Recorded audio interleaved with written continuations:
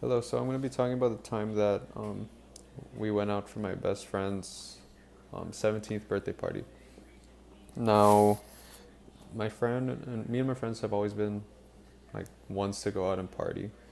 And like for example, like a bunch of rave parties back in high school, like ranch parties and all that. So we've always been the type to go out and drink to have fun, I guess.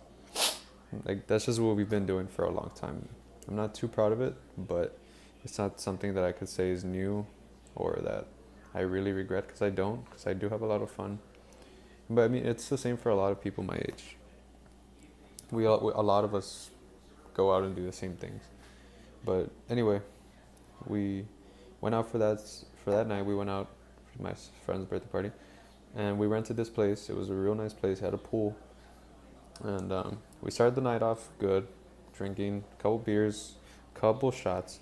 But then towards the 1 hour mark of the party, people started really downing shots, like just downing profusely, and they, my friends, group of friends, told him these weren't my group of friends. This was the birthday guy's group of friends. They told him, um, we do 17 shots. And he was like, okay, it's my birthday. I mean, why not, right? He said, I don't do this all the time. That's what he thought. So, and I was weary about it, but I mean, I let him do it.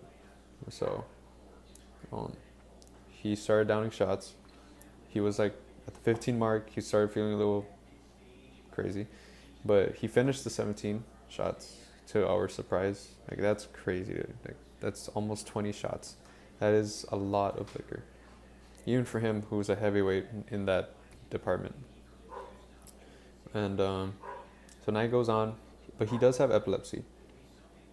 And he was mixing a lot of drinks. These were sketchy liquor bottles. Like, there was good liquor there, but some of them were sketchy, and he was mixing some of the sketchy with beer or wine coolers or other liquors.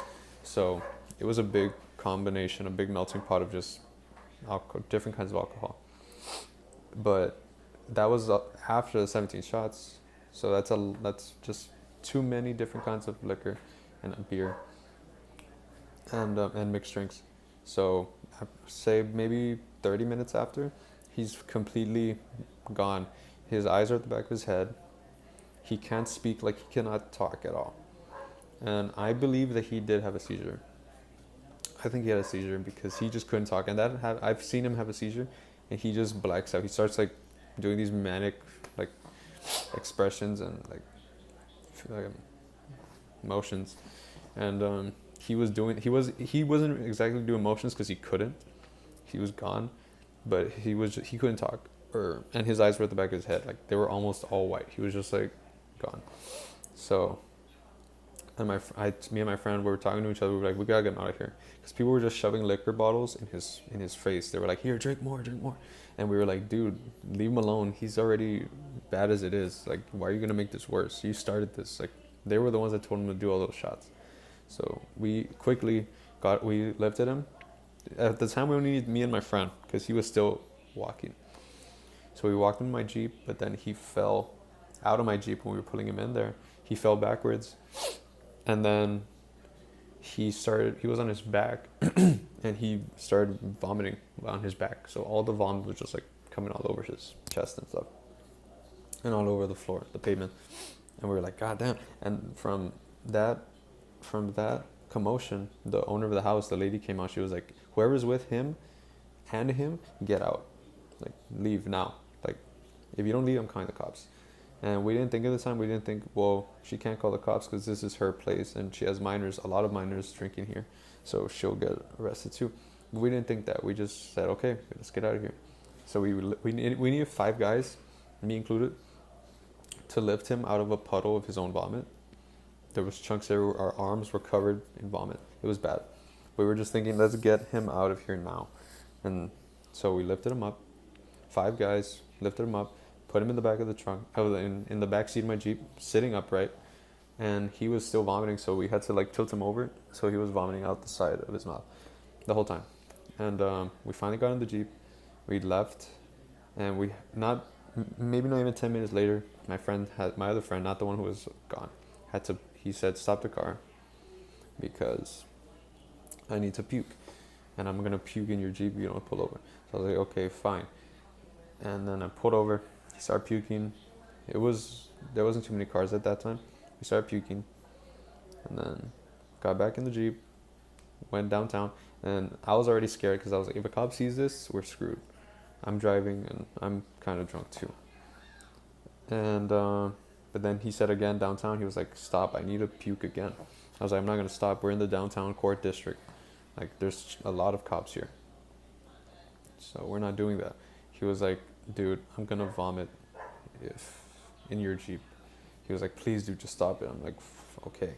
So we stopped, he vomited again, got back in the Jeep. And then finally we were by Lafayette, but down there's not too many cops. So I wasn't too worried. So he had to vomit again, got out, he puked again, got back in. And mind you, the whole time, my friend who was really the one that was gone, the one that we were worried about, he was still unconscious, but he was still puking. He was still vomiting out of the side of his mouth without even trying to. It was just coming out. So we take him. We're driving, and then my friend who had to get down to puke all the time, he said, let's go to my crib because there my parents won't mind like us recovering there. So we recovered there for about 2 hours. We let everything out, and then his mom called and she wanted him home. She wanted him home ASAP.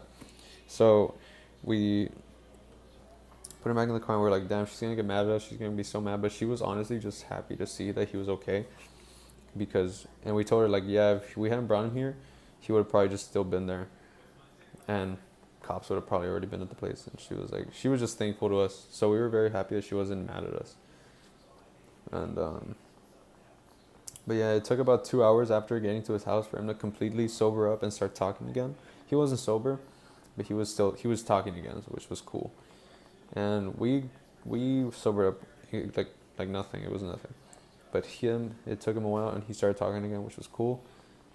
And after that morning after, we stopped at his place, and the morning after, we went to Whataburger, we ate it off, and then we headed home, and that's the story of when I most likely would have gone arrested and my whole future would have been over. So, thank you.